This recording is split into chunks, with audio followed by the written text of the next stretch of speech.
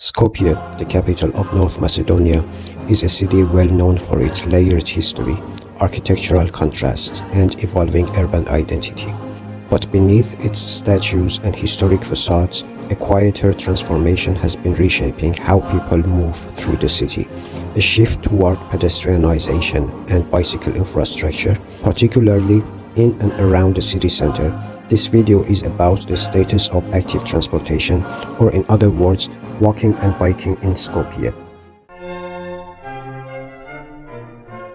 Following the devastating 1963 earthquake, Skopje's urban fabric was rebuilt under the modernist principles, prioritizing road networks and car-centric planning. But by the early 2000s, traffic congestion, lack of walkable spaces, and pollution began challenging that model. The controversial Skopje 2014 project, which aimed to redefine the city's aesthetic identity, also brought urban changes in how public space was structured, not all of them purely symbolic.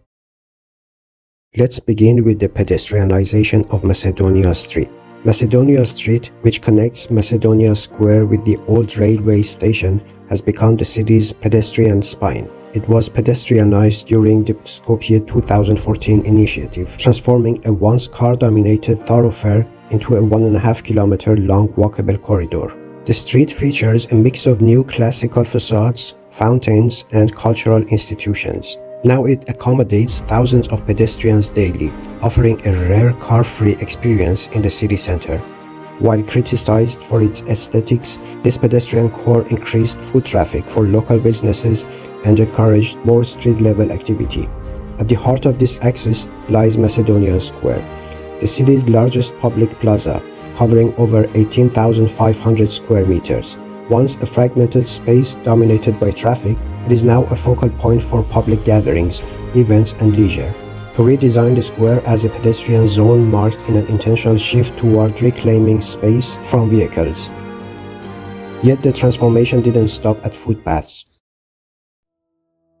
Parallel to the pedestrian push, Skopje also started laying the groundwork for bicycle mobility.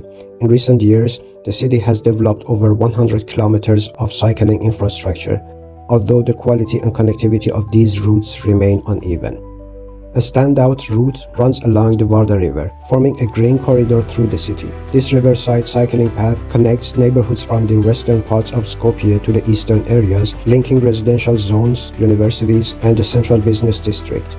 The route offers both cycling and walking paths, separated from vehicular traffic and surrounded by trees and parkland.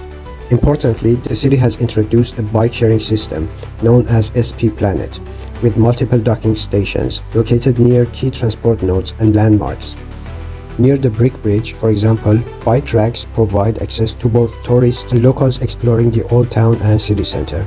However, the number of bicycles available is still limited, and maintenance issues have hindered its reliability.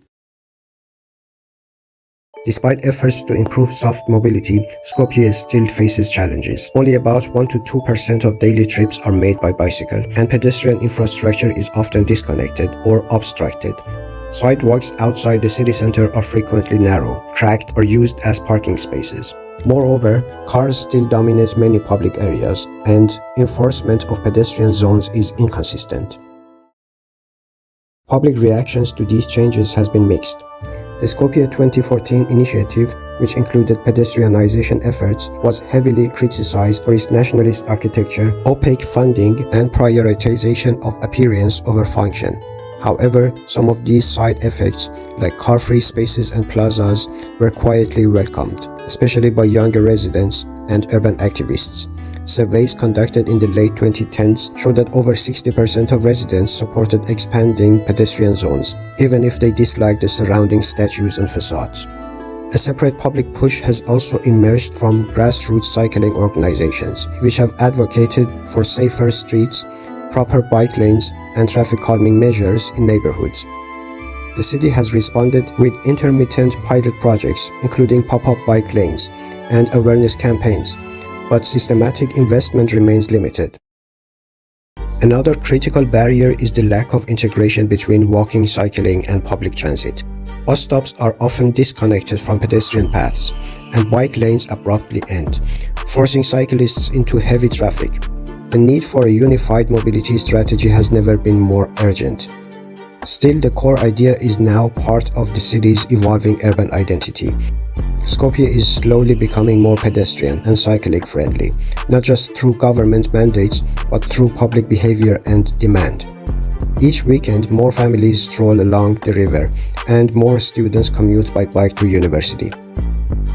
In this way, Skopje's transformation reflects broader global trends, where post-socialist cities are re-evaluating 20th century planning principles and turning toward human-centered urbanism. Though imperfect, the case of Macedonia's street and riverside bike paths and evolving city center shows that even politically controversial projects can leave behind usable infrastructure. And while the future of Skopje's urban form is still unfolding, its pedestrians and cyclists are already shaping it, one step and one pedal at a time.